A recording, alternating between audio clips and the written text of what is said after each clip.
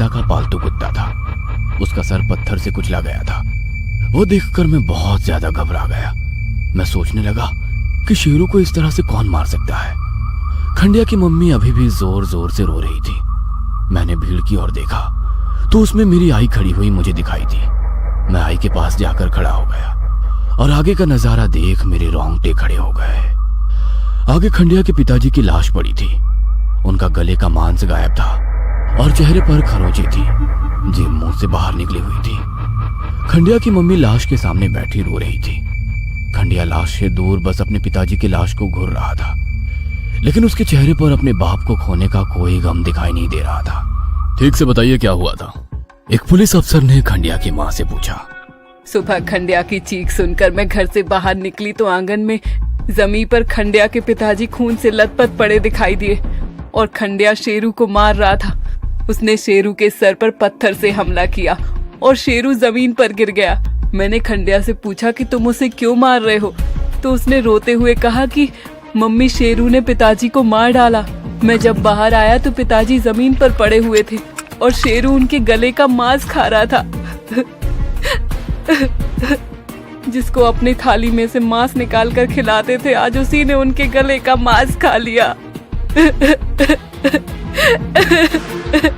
ऐसा कहकर वो फूट फूट कर रो पड़ी। यह सुनकर तो मेरे होश ही उड़ गए थे। मुझे यकीन नहीं हो रहा था कि शेरू ऐसा कर सकता है, क्योंकि शेरू घर में सिर्फ खंडिया के पिताजी की ही बात सुनता था। बाकी तो वो खंडिया और उसकी माँ पर भी भौंकता था। मुझे समझ नहीं आ रहा था कि शेरू ने आखिर ऐसा क्यों किया। मैं सोच ही रहा था तभी मेरी आई की नजर मुझ पर पड़ गई और वो मुझे डांटते हुए घर ले गई। कुछ 2-3 दिन बाद एक रात खंडिया मेरे आंगन में आया। मैं उससे मिलने आंगन में चला गया। पिछली बार की तरह ही उसके पीठ पर उसकी बैग थी, लेकिन आज वो हर रोज से कुछ ज्यादा ही खुश नजर आ रहा था। चिंटू, जल्दी से चल, हमें खंडहर जाना है। लेकिन क्यों? क्योंकि मेरी इच्छा पूरी हो गई है और मुझे दंड राक्षस को धन्यवाद देना है। लेकिन तुम्हारी कौन सी इच्छा उस राक्षस ने पूरी की है? मेरे पिताजी मर गए हैं। वो खुश होकर बोला। मैं जरा सा उलझन में पड़ गया। क्या मतलब तुम्हारे पिताजी मर गए हैं? क्या तुमने राक्षस से उनकी मौत मांगी थी? हाँ, बिल्कुल। उसने खुश होकर जवाब दिया। उसका जवाब सुनकर मैं कुछ देर चुप हो गया, लेकिन मैं अंदर से उससे बहुत ज्यादा गुस्सा था।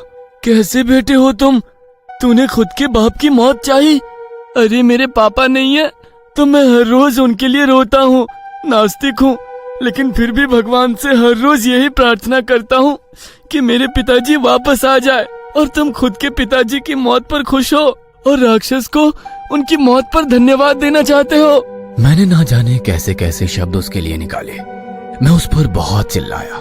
तू है तुझ पर, तुझ जैसा बेटा किसी को ना मिले।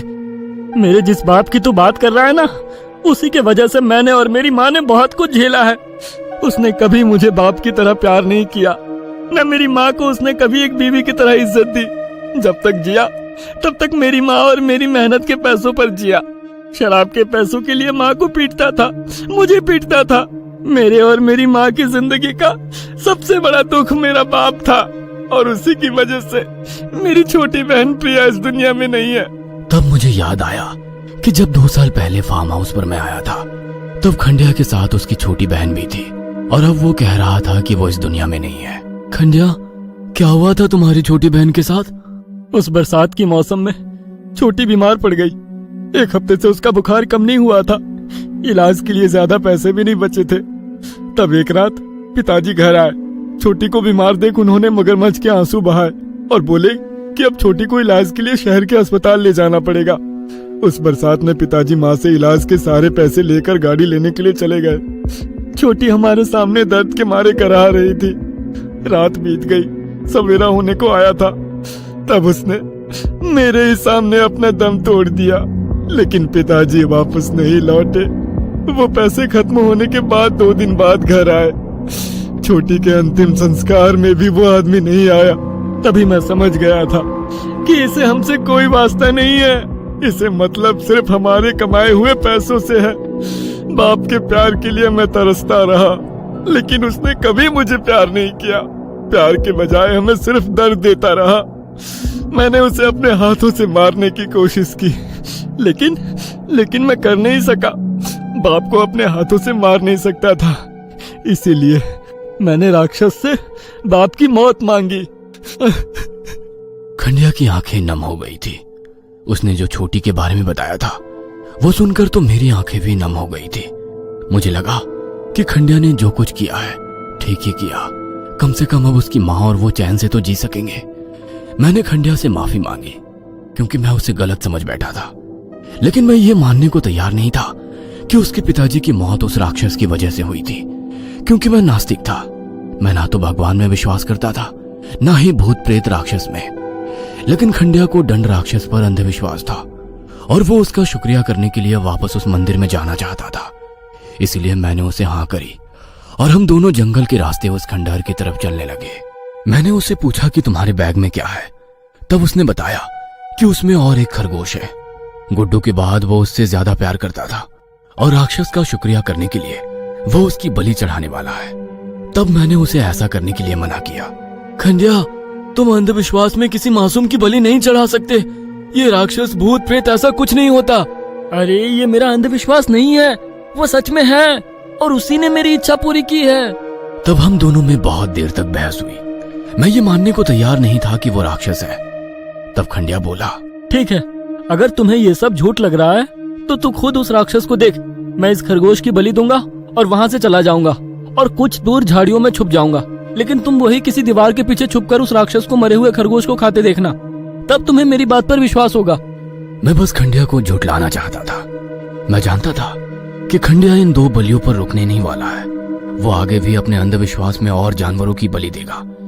इसलिए उसे दंड राक्षस के अस्तित्व को झुठलाना बहुत जरूरी था।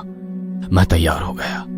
खंडिया ने राक्षस की मूर्ति के सामने उस खरगोश की बलि दी और वो वहां से चला गया। लेकिन मैं एक दीवार के पीछे से उस मरे हुए खरगोश के टुकड़ों की ओर देख रहा था कि तभी उस मूर्ति में जान आ गई और वो हिली। किसी आदमी की तरह वो हिल रही थी। उसकी आंखें लाल अंगारों की तरह दिख रही थी। वो किसी जानवर की तरह गुर्राया और जमीन पर बैठकर उस खरगोश के टुकड़े को खाने लगा और आंखें फटी की फटी रह गई। इसका मतलब दंड राक्षस की कहानी सच थी, वो सच में था। तभी अचानक से ना जाने कैसे उसे मेरी मौजूदगी का एहसास हुआ और उसने मेरी तरफ देखा। वो लाल आंखों वाला राक्षस मेरी तरफ देखकर गुर्राया। मैं डर गया और अपनी जान बचाकर वहां से भागा। रास्ते में खंडिया ने मुझे रोकने की कोशिश की, लेकिन मैं नहीं रुका। मैं सीधा फार्म हाउस जाकर रुका। मैंने खुद को अपने रूम में बंद कर दिया। मैं बेड के नीचे छिप गया। मुझे डर लगने लगा कि कहीं वो राक्षस मेरा पीछा करते हुए मुझ तक ना पहुंचे। उस रात मैं बेड के नीचे ही छुपा रहा और ना जाने कब सो गया।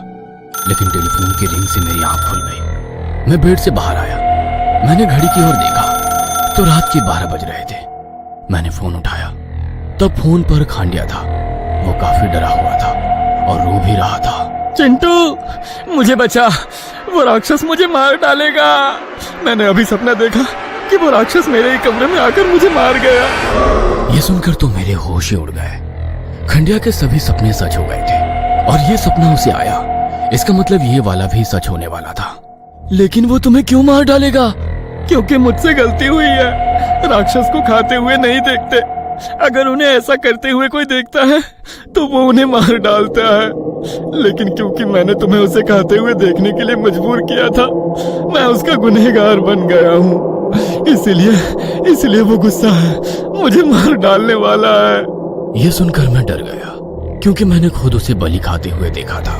खंडिया, वो मुझे तो मार नहीं डालेगा ना? नहीं, इसमें तुम्हारी कोई गलती नहीं थी और वो तुम्हें नहीं मारेगा क्योंकि वो चाहता है कि तुम उसकी पूजा करो। लेकिन तुम ऐसा मत करना। उस मूर्ति को वो आगे बोलने ही वाला था कि मुझे उसकी दर्द भरी चीख सुनाई थी। तोड़ दो! वो जोर से चीखा और फिर उसकी आवाज बंद हो गई। मैं काफी डरा हुआ था। शायद खंडिया उस राक्षस का शिकार बन चुका था। क्या चिंटू उस राक्षस से बच पाएगा? कहीं चिंटू के मन में कोई ऐसी इच्छा तो नहीं है जो वो राक्षस से पूरी करवाना चाहता है? और क्या उस राक्षस का खात्मा होगा? इन सवालों के जवाब जानने के लिए अगला भाग जरूर देखें।